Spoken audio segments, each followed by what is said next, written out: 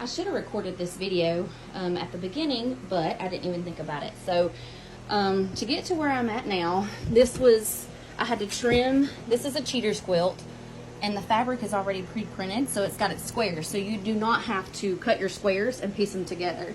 So it was a big, wide piece of fabric. It was not long.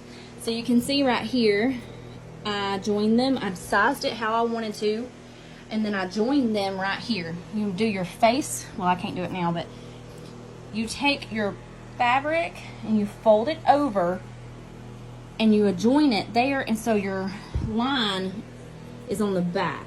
Does that make sense? So you put your printed sides together. When you put, like, this would be two, say this is two pieces, you would line them up and you would put them together. Say this is two pieces and it's cut right here, and you would put your stitch right there. That way it comes out to be one sheet like that, and you don't see your seam. So that's how I did the front. The back, I didn't have to do it. I just trimmed up the back because it was the size I needed.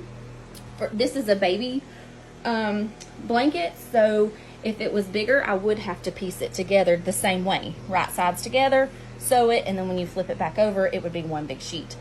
So I got my front, I got my back how I wanted it.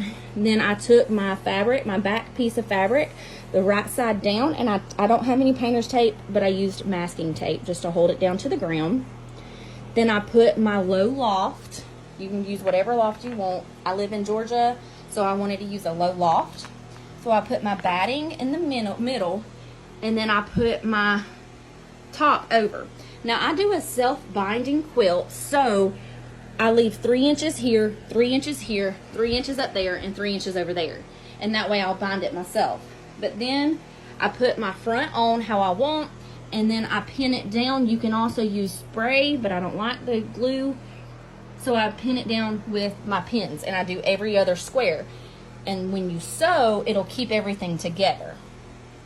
Okay, then you're just gonna go and you're gonna cut your excess batting away.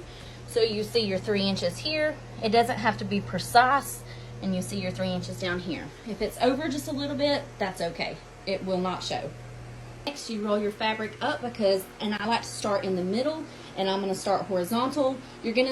I sew in the ditches, so I'm gonna go down the seam and sew in the middle and work my way out on both sides, and then I'll fold it the other way, do the same, do a line down the middle, and then I'll start on my squares on the outsides and work my way out.